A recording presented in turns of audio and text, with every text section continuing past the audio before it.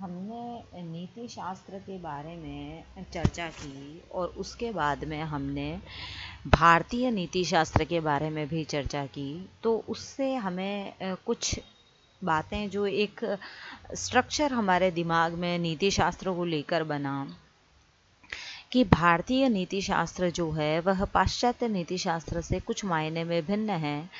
पाश्चात्य नीति शास्त्र में तो एक नैतिक मार्ग की एक विधा कहा जा सकता है, परंतु भारतीय नीति शास्त्र जो है वह हमारे आचरण के, हमारे जीवन जीने के कुछ मूल्यों, कुछ नियमों को और हमारा ध्यान आकृष्ट करता है और इसको एक अलग शाखा के रूप में स्वीकार नहीं करके तत्व मीमांसा में जिस बातों को कहा जाता है नीति शास्त्र उन पर किस तरह से चला जाए उसका एक मार्ग प्रशस्त करता है, उसके बारे में हमें एक राह दिखाता है।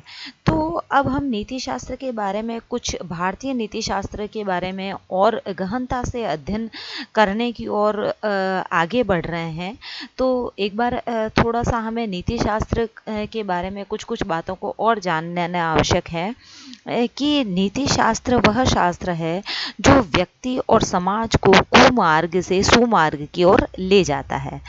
जैसे नीति मंजरी के अनुसार कर्तव्य और अकर्तव्य का जो बोध कराने वाला शास्त्र है उसे नीति शास्त्र कहा जाता है।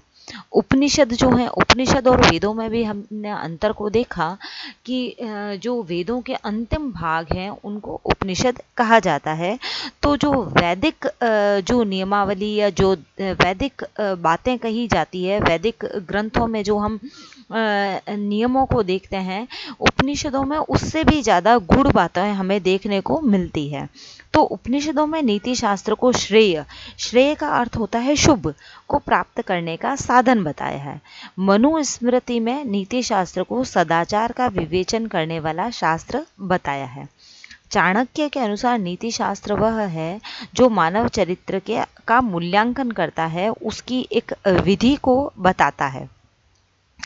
तो नीति शास्त्र पाश्चात्य नीति शास्त्र की भांति जो है वह धर्म से अलग नहीं है। यहाँ भारतीय नीति शास्त्र में हमने कल जो है वह जो षड दर्शन है और जो आस्तिक और नास्तिक दर्शन है उनके बारे में भी कुछ चर्चा की और हमने देखा कि चार्वाक दर्शन जो है वह थोड़ा नीति शास्त्र में विश्वास नहीं करता है, परंतु जहाँ तक आस्तिक और नास्तिक दर्शनों की बात है वह सारे ही दर्शन, 6 जो आस्तिक दर्शन और 2 नास्तिक दर्शन, ये सभी नीति शास्त्र को तो व्यक्ति के आचरण के नियमों के रूप में किसी न किसी रूप में अपने नीति शास्त्र में, अपने तत्व मीमांसा में स्वीकार करते ही हैं।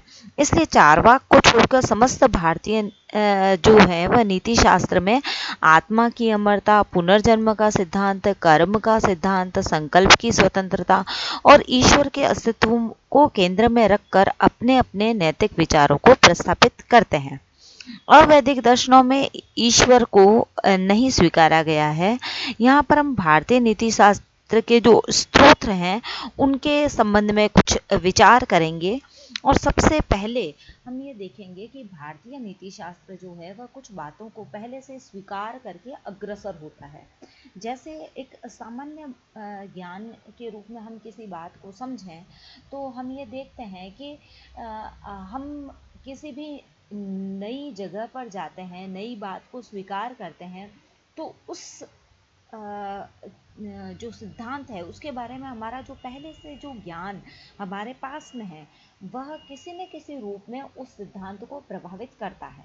जैसे कोई बच्चा किसी नए संस्थान में, किसी नए इंस्टीट्यूशन में जाता है तो उस इंस्टीट्यूशन, उस संस्थान के बारे में जो उसने बातें सुन रखी होती है वह उन सारी मान्यताओं, बातों के साथ में उस संस्थान में प्रवेश करता है और उसका जो शुरू का कुछ समय है वह उन अपनी मान्यताओं को एनालाइज करने में, उनका विश्लेषण करने में, उन्हें सही या गलत परखने में ही लग जाता है।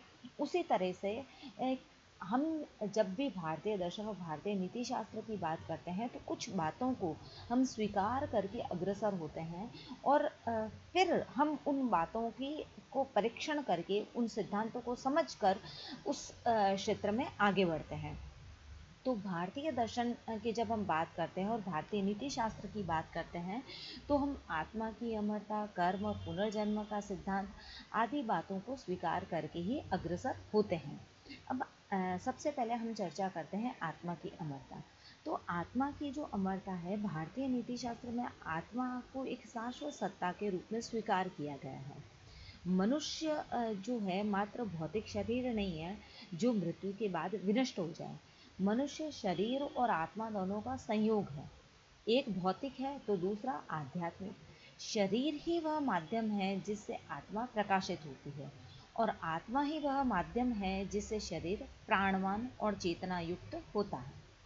आत्मा अजर, अमर, अविनाशी, अशोष्य, अधाह्य और शाश्वत है। जो हमने जिन शब्दों को यहाँ पे काम में लिया है, अजर, अजर का मतलब होता है जो कभी वृद्ध नहीं होता। अमर का मतलब होता है कि जो कभी मरता नहीं है। अविनाशी का अर्थ है कि जिसका कभी विनाश नहीं होता। अशोष्य का अर्थ है जिसका कोई शोषण नहीं कर सकता। अदाह्य का अर्थ है कि जिसे कोई जला नहीं सकता। और शाश्वत का अर्थ है कि जो तीनों कालों में भूत, वर्तमान और भविष्य में सदैव विद्यमान रहता है। तो यह विभिन्न शरीर धारण करता हुआ 84 लाख योनियों में भ्रमण करता है। इस एक शरीर से दूसरे शरीर की यात्रा करता है और इस सब के पीछे जो कारण रहता है शरीरों का मिलना और एक शरीर से दूसरे शरीर में जो यात्रा करता है, उसके पीछे का जो कारण है वो व्यक्ति के स्वयं के किए हुए कर्मों के फल हैं। उन कर्मों के फलों को भोगने के लिए ही व्यक्ति विभिन्न जन्मों की, विभिन्न देह की यात्रा करता है। गीता में कहा गया है कि जैसे मनुष्य अपने पुराने कपड़ों को त्याग करके नए कपड़ों को धारण करता है, उसी प्रकार से आत्मा एक शरीर के कर्म फल भोगने के बाद किए हुए कर्मों के जो भी वो कर्म करता है उसके अनुसार वह दूसरा शरीर धारण करता है।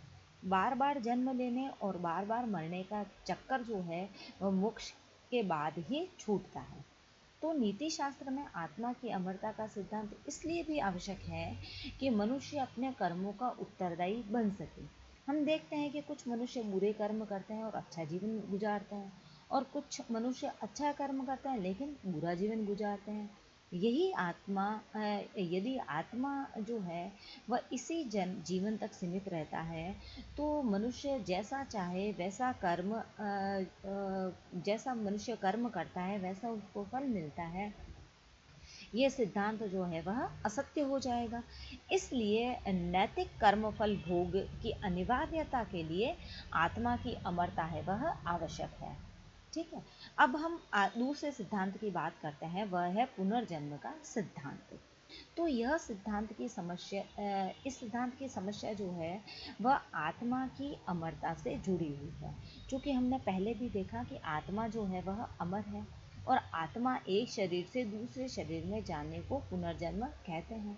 कर्म और उसके फल की जो श्रृंखला है वह वर्तमान जीवन तक सीमित नहीं है, वह पहले के अनेक जन्मों से शुरू है और बाद के अनेक जन्मों तक चलती रहेगी जब तक कि व्यक्ति मोक्ष को प्राप्त नहीं कर लेता।